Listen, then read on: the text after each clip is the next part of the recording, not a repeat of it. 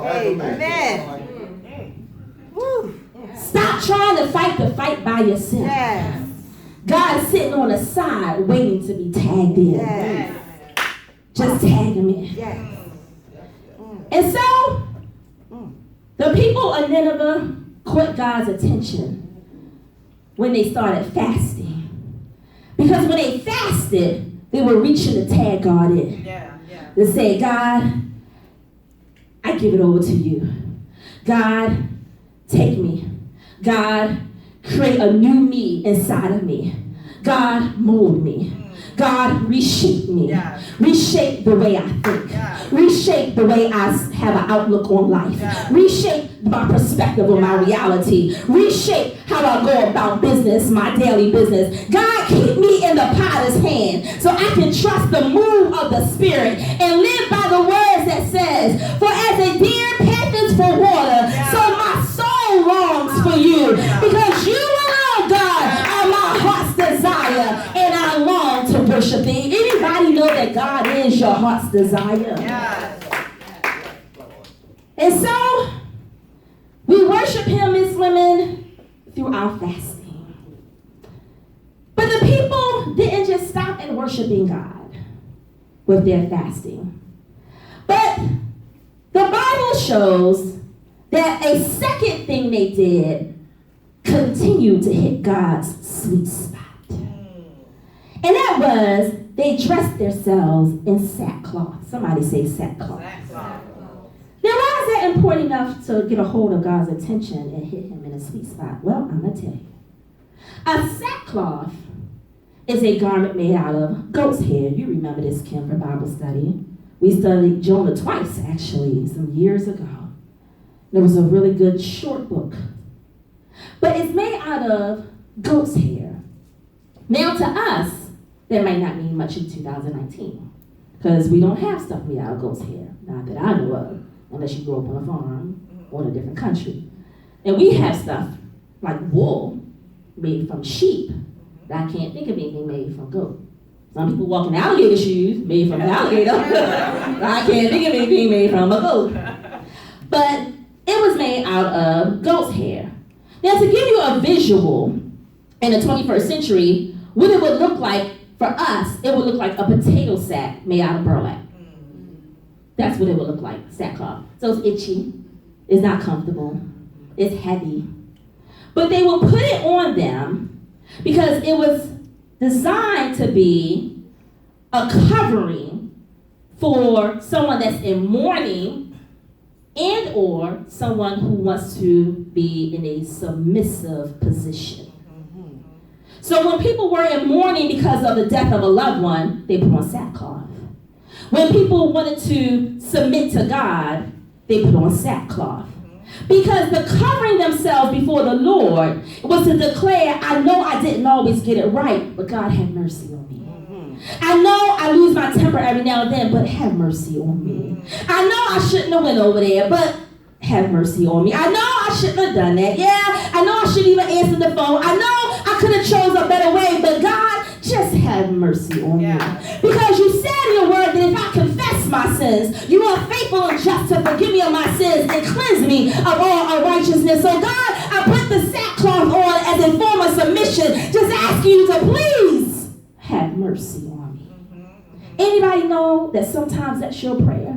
That God, I didn't always make the best choices. I didn't always say the best things. But God, I put myself in a humble position just asking you to please have mercy on me. I know I got some uh-ohs and some oh no's and some oh gosh. But God, I know that if I call on your name, you can erase all of that. So God, I come to you submitting my whole self. I give you all of me and I ask that you have mercy on me. You see, Jesus hasn't made his debut yet. Remember, this is the Old Testament. Jesus came on the scene in the New Testament. So the people were not aware of the sacrificial lamb. They weren't aware that the blood can erase all of their sins. This hasn't come into their conscience yet. This hasn't been presented to them yet, Michael. So therefore, for them, they did it the best way they knew how, Ms. Liz, which was to cover themselves with sackcloth. They covered themselves in something that was itchy and uncomfortable to show God, I'm not worried about being comfortable. I'm worried about you changing my heart. Yes. So often, David, we look for comfortable. And God is saying, no, I just need you to change. And change is not always comfortable. But here's the twist. Sackcloth, Erica, is worn by Israelites. Sackcloth is also sometimes worn by the prophets. But we are seeing the people of Nineveh. They're Gentiles. They don't pray to God. Not the God of Abraham, Isaac, and Jacob. The people of Nineveh, which is why they're wicked, which is why God sent Jonah there in the first place, is because it reached his ears and he wanted to destroy them. They believed in Jonah and his God, but they didn't pray to Jonah and his God. They prayed to pagan gods. They didn't honor the traditions of Israelites. The Israelites wore the sackcloth. But now we see the people of Nineveh, the Gentiles, wearing sackcloth. The garment of penitence, the garment of remorse, the garment of submission. And yet, they are the people who never stopped once to pray for God to forgive them. My brothers and sisters, let me just share this with you on this first Sunday in August. When you have the favor of God on your life, even your enemies will copy your moves. Whoa. When you have the favor of God on your life, even your enemies will copy your moves. Nineveh was the enemies of the Israelite people, and yet they copied their moves by dressing in sackcloth. Because your enemies will look at you and say, I remember when they were in a tough spot and how God got them out. Your enemies will watch you and say, I remember when they had to handle a tough situation, and instead of them trying to worry about it and figure it out, they let God work it out.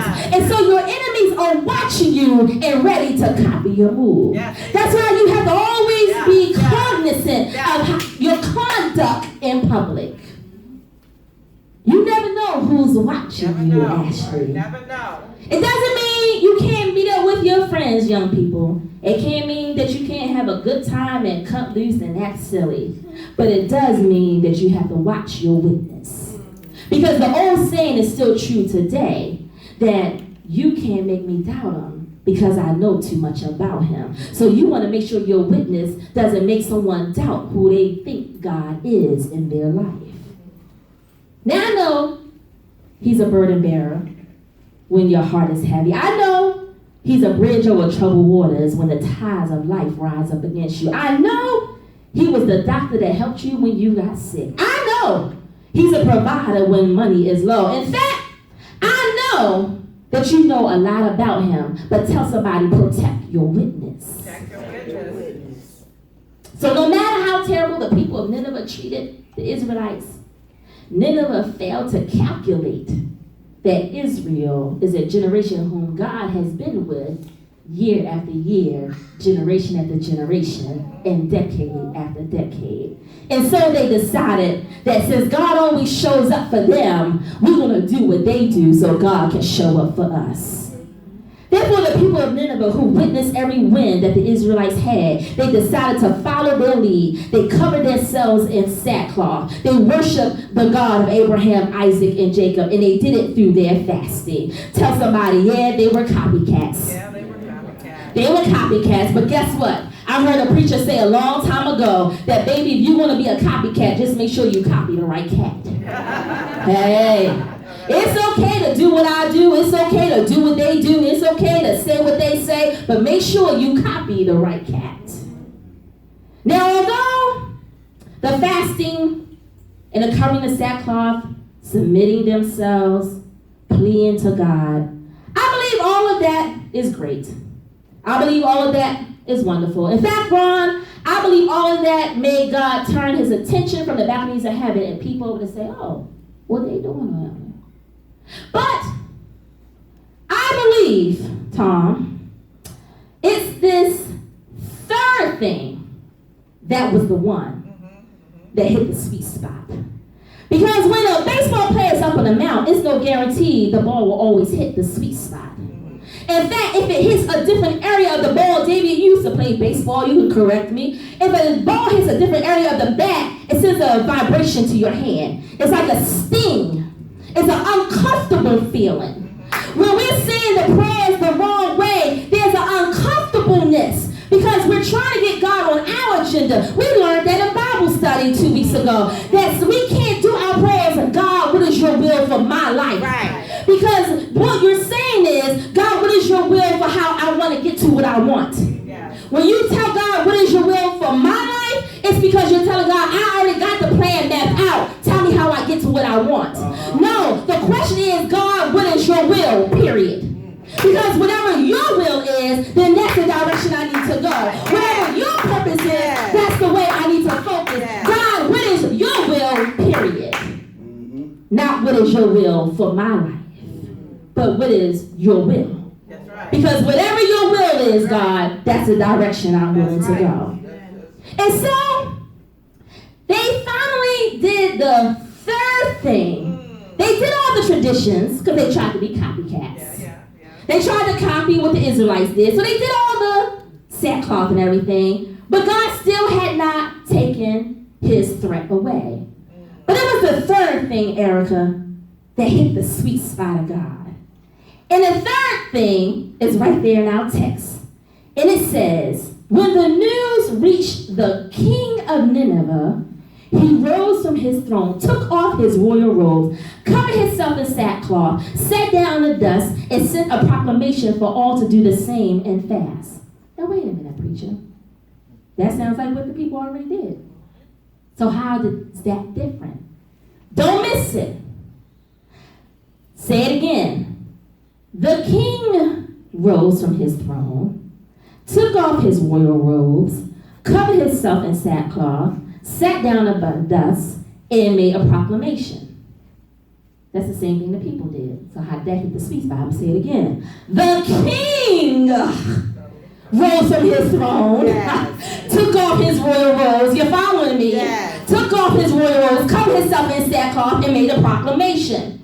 The king, somebody say the king. The king. It was the king who came down from his throne. If Jonah had spoken against one person's house, then the family in that one house would have fasted. The family in that one house would have covered themselves with the sackcloth. The family in that one house. But Jonah was sent to the city of Nineveh to declare destruction on the entire city. That meant in order for the entire city to be fixed, in order for everybody in the city to be saved, everyone had to fall under submission. Everyone, including the king, the ruler of Nineveh, the head honcho, the HNIC, the one who told people when, where, and how to go, the one who sat on his heavenly throne. He's the one who had to submit.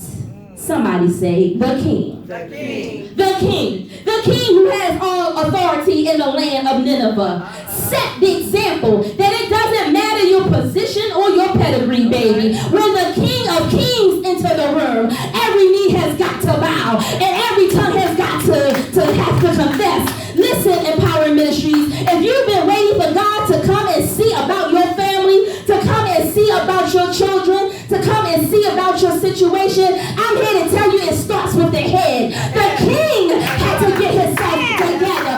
You have to be the first example for your family, and then they will follow your footsteps. If you pray, they will pray. If you say your grace, they'll say their grace. If you worship God, they'll worship God. If you lead them, they will follow. Tell somebody it starts with me. It starts with me. If you're single, it still starts with you. Because whoever comes into your life will see the pattern that you walk and will follow the pattern that you walk. It's great when you can get the babies blessed and dedicated, get them baptized. Oh, that's good and wonderful. But nothing hits God's sweet spot like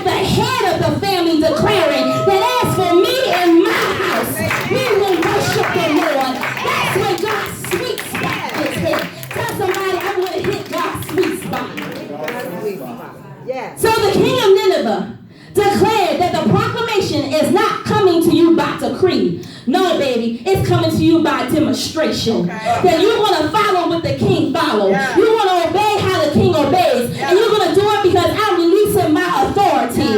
And when the king decided to submit to God, God says, that's it. I saw what the people were doing, but you're the one I was waiting for. Because you're the one who gives out the orders. You're the one who tells people to go and kill my Israelites. You're the one who I was waiting for.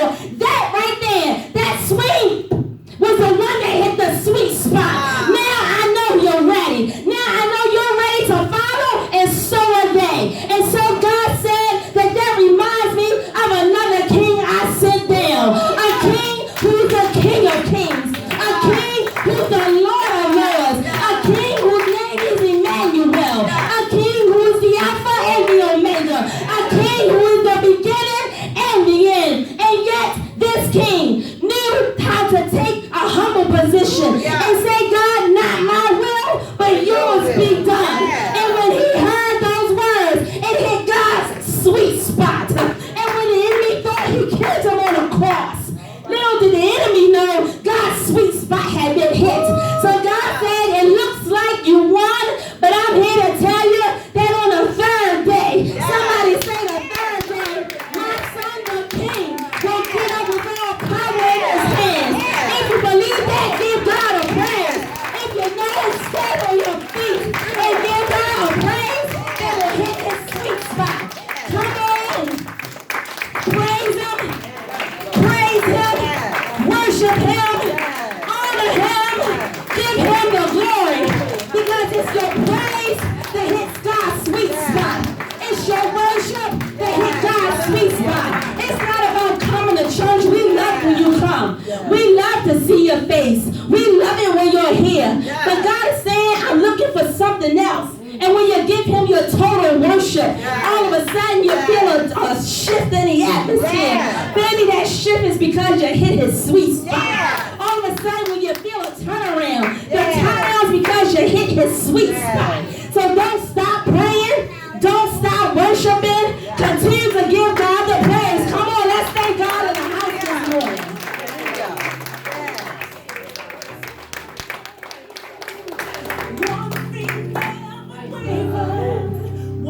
One thing never changes. There is something that never changes. And that is, never lose your praise. Never lose your hope. Never lose it. Because that's your key weapon to hitting God's sweet spot. No matter what you're going through, never let the circumstances of life convince you that God can't pull you out of that situation. The devil is a liar. I don't care how tight the box is that the enemy tried to fit you and stuff you in. Baby, God has explosives that'll blow you out of it. He can get you out of any tough situation. You can be seated. Sometimes